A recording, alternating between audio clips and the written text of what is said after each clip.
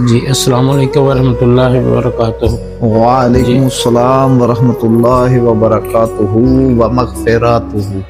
جی شاہ صاحب، یہ جو لفظ شیعہ ہے، یہ کچھ لوگ کہتے ہیں کہ قرآن پاک میں اس کا تذکرہ ہے، یہ موجود ہے قرآن پاک میں، تو اس کے بارے میں آپ کا کیا خیال ہے کہ یہ واقعی قرآن پاک میں شیعہ لفظ موجود ہے؟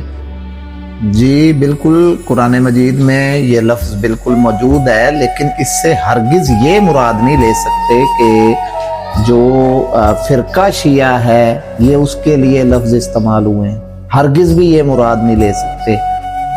یہ اس میں جنس مفرد ہے، جی جی، سیغہ اس کا جو ہے نا وہ مفرد ہے، اور اس میں جمع اور اس میں جنس کو جب جمع کیا جائے تو یہ مفرد بنتا ہے۔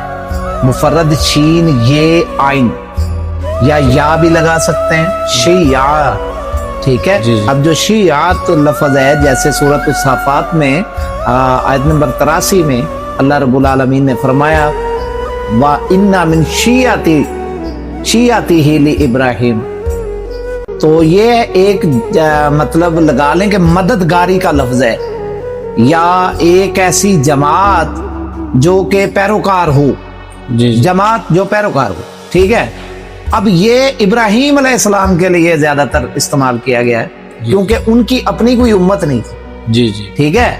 لہٰذا جو جماعت انہوں نے بنانی تھی اس کو جمع کرنے کے لیے یہ لفظ جو ہے نا، مددگاری کے لیے، جماعت بنانے کے لیے، پیروکاری کے لیے جی جی، یہ الفاظ استعمال کیے گئے۔ شیعہ کا ہرگز مطلب یہ نہیں ہے کہ یہ جو فرقہ ہے شیعہ یہ اس سے کوئی مماثلت رکھتا ہے، ایسا کچھ بھی نہیں ہے۔ اصل میں حقیقت یہ ہے کہ ہم نے چیزوں کو چن لیا ہے بیچ میں سے، جی جی، جو ہمارے مطلب کے الفاظ تھے ان کو چن لیا ہے، ٹھیک ہے۔ اس سے یہ مراد نہیں کہ آپ سچے ہو گئے یا آپ کا فرقہ سچا ہو گیا جو آپ نے بعد میں بنایا، جی جی، اس کا تعلق اس سے نہیں۔ اور پھر قرآن اور سنت کی جو بنیاد ہے وہ تو اہل سنت ہے۔ پھر جی جی، حسین علیہ السلام کا جو بدلہ لیا ہے وہ مختار سقفی نے لیا ہے، وہ کٹر سنی ہے پھر، جی، ٹھیک ہے۔ شیعان کے جھوٹے خط بھی موجود ہیں کہ انہوں نے حسین علیہ السلام کو جھوٹے خط بھی لکھے، بایت بھی لی جھوٹی، منکر بھی ہوئے، اور پھر بعد میں شہید بھی کیا۔ ہم تو کانوں کو ہاتھ لگاتے ہیں، اللہ ہمیں معاف کرے۔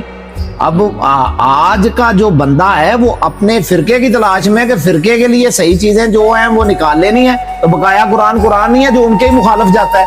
جی، وہ خالی لفظ جو ہے وہ آپ کو شیعہ لفظ جو ہے وہ اچھا لگا ہے، کیونکہ ہمیں ہر چیز اپنے مطلب کے مطابق چاہیے، جس کا ہرگز بھی مطلب بالکل سرے سے ہی مطلب نہیں بنتا کہ وہ آپ کے فرقے کا جو ہے نا وہ تذکرہ کیا جا رہا ہے۔ اہل سنت والجماعت کائنات کی سب سے بڑی شیعہ ہے، اور اس کی تاریخ ہے کہ اس سے بڑا ماں نے کوئی شیعہ پیدا نہیں کیا، ٹھیک ہے۔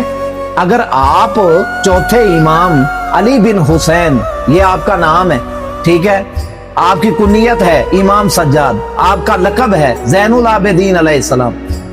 اب چوتھے امام کی جو بایت ہے جو کہ یزید سے لی گئی ہے، جی، اس پر اہل سنت جماعت کا جو ہے نا اجماع ہے اس بات پر کہ بات یہ ہے کہ اس وقت وہ جو بایت تھی وہ انہوں نے تقیہ سے لی تھی، اپنی عزتوں کو محفوظ کرنے کے لیے یزید کی بایت لی تھی، اور ان کی کتابوں میں آپ پڑھ لیں وہ بایت کدھر جاتی ہے۔